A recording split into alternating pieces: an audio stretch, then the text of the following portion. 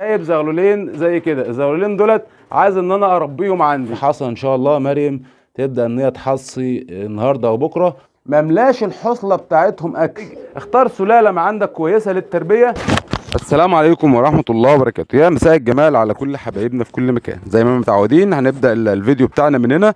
طبعا بس على اخواتنا حبايبنا مشتركين القناة، لما شايف القناة انزل اشترك، هنزين اسمك ان شاء الله تعالى في القائمة الجميلة دي.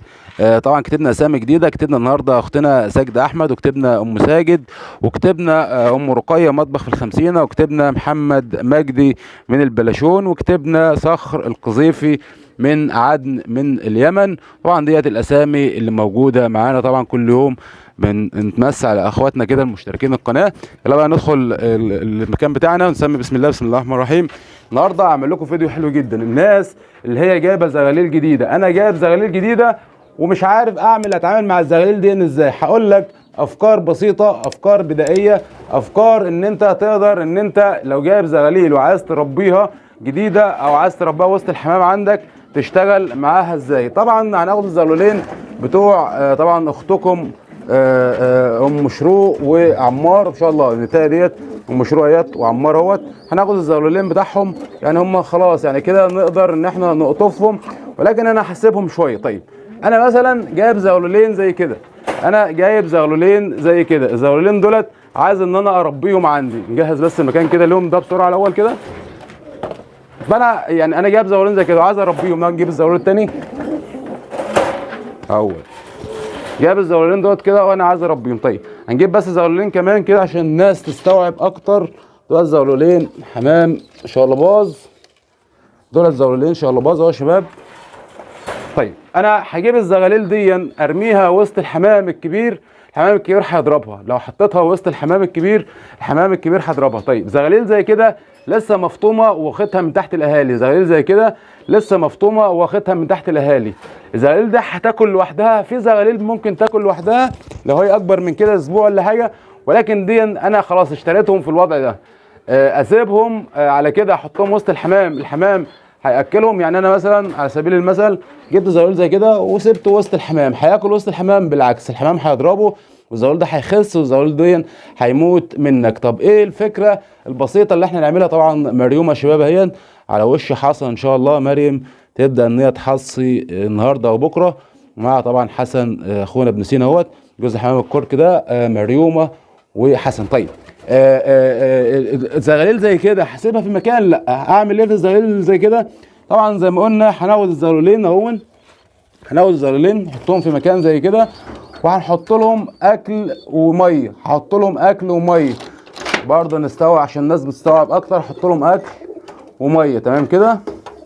هحط لهم اكل وميه تمام. طيب هياكلوا برضه لوحدهم؟ لا مش هياكلوا لوحدهم. هعمل ايه بقى؟ ان انا يعني هجيب اي زغلول عندي، اي حمامه عندي تكون حنينه ما تكونش بتضرب الزغاليل. على سبيل المثل الزغلول الاسترالي ده لسه انا مسيبه، يعني ما بقاله يعني اسبوعين طاير. ده الزغلول ده لسه بقاله اسبوعين طاير، لا بيضرب ولا حاجه خالص.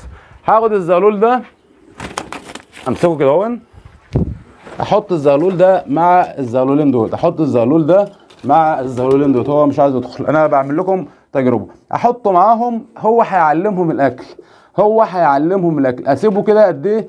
اسيبه كده معاهم اسبوع. هيكبر معاهم هيعلمهم الاكل. ولكن يوميا لازم اراقب الزغاليل ديت، يوميا لازم ان انا اراقب الزغاليل ديت، اشوف الحويصله بتاعتهم فيها اكل ما فيهاش اكل. طيب الزغاليل مش هتاكل، ابدا ان انا ااكلهم. ولكن وانا باكلهم اخلي بالي من حاجه، مملاش الحصله بتاعتهم اكل، يعني ااكلهم نص الحصله، واخلي الميه والاكل قدامهم. واحده واحده هيبداوا يتعلموا الاكل وهيبداوا ياكلوا. يبقى انا كده بدات ان انا اربي زغاليل عندي في مكان. ولكن لو انت هتجيب زغاليل جديده وتسيبها في وسط الحمام كده عندك عادي، لا مش هينفع. طيب لو انا بقى عايز اختار زغلول حلو للتربيه، اختار الزغلول ده بناء على ايه؟ اختار الزغلول ده مش بناء على شكله، لا اختار الزغلول ده بناء على صحته. الزغلول اللي مرض مني وهو صغير بلاش ان انا اربيه. اي زغلول يمرض منك وهو صغير ما ينفعش ان انت تربيه. الزغاليل اللي انا بربيها بتكون زغاليل قويه، بتكون زغاليل اصلا السلاله بتاعتها منتجه. يعني ايه؟ يعني انا مثلا عندي الحمامه ديت بتلاقيها ما شاء الله بتلحم العش في العش. اوريكم جزء تاني اهو يا شباب، الجزء التاني ديا الحمام ده عندي معاه زغليل اهوت وبدا يعمل عش تاني. انهي الجزء الاهالي هم يا شباب اهم الاهالي دول، الجزء الاهالي. الذكر اهوت بيجري ورا النتايه، بيجري ورا النتايه عشان عايزها ان هي تحصي. طول ما الذكر ما هو سايب النتايه كده تعرف ان هو عايز النتايه تحصي. اخد بقى الزغاليل ديت، الزغاليل دي بقى هتبقى منتجه. الزغاليل ديت هتجيب لي نفس الدم، هتبقى نفس الاهالي. هتبص ان انت تلاقي الاهالي دي بتلحم العش، فهتلاقي عندك انتاج. هتلاقي الزغاليل ديت نفس اهاليهم، هتبص تلاقي عندك الحمام كله منتج. اختار سلاله ما عندك كويسه للتربيه، اختار سلاله عندك تكون حنينه. يعني انا مثلا حمامه زي كده لو رحت عليها هتسيب العش، مش هتسيب العش يا شباب، مش هتسيب العش. طيب نروح على جوز تاني، نروح على دي مثلا، دي هتسيب العش، مش هتسيب العش، هتتخانق معاك. طيب نروح على دي هتسيب العش، لا. تعرف ان الحمامه ادام ما سابتش العش، تعرف ان الحمام ده حنين، تعرف ان الحمام ده يعني تقدر ان انت تستخدمه حضان، تعرف ان انت تستخدمه كان انت تنتج منه. ففي حمام جبان. يعني انا اروح مثلا على اي حمامه تانية، نروح على الحمامه دي مثلا معظم الحمام عندي على فكره هتلاقيه حنين، ما بيسيبش البيض بتاعه بسهوله. ولكن في حمام بمجرد يعني ديت لسه ما حصتش، اهيت لسه ما حصتش، لسه واقفه في العش، هتحص ان شاء الله. يعني النتايه ديت ممكن تحص دلوقتي على حصوايه تمام كده، عمرها ما هتسيب العش. لو في حمام جبان بيسيب العش ويمشي، تعرف ان الحمام ده اصلا ما هوش حنين. يعني تعرف ان الحمام ده ما هوش حنين. اعرفه حنين ازاي؟ اعرفه اهو. بص شباب، يعني انا اروح على نتايه زي كده مثلا، شوفوا نتايه اصلا حجمها صغير. النتايه دي بلدي بيور، النتايه ديت بلدي بيور، خلينا مرباه وحجمها صغير كده. ان هي نتايه ما شاء الله منتجه وبحضن تحتها وحنينه في التاكيل، وحنينه في التاكيل. شايفين يا شباب؟ تبقى النتايه هتتخانق معاك مش هتسيبك. زي دي كده مثلا معظم الحمام، شايفين الحمام او ما فيش حمامه عايزه تسيب العش بتاعها. يعني انا عايز اوريكم حمامه جبانه الحمد لله. يعني اصلا انا بختار الحمام ده شباب، الحمام ده انا بختاره ان شاء الله. الحصه هنا فك اهوت، ابدا ان انا انضف العش اهوت. يعني مهم جدا ان انت تلم القشر ده عشان ما يتلمش عليه النمل وممكن يضر الزغاليل بعد كده. نسيبها بقى هم لسه مخرجه الزغلولين اهوت شباب. شايفين اهو الذكر والنتايه الاثنين محضنين الزغاليل. وعشان كده يعني مهم جدا ان انا بقول لك تعمل عيون واسعه.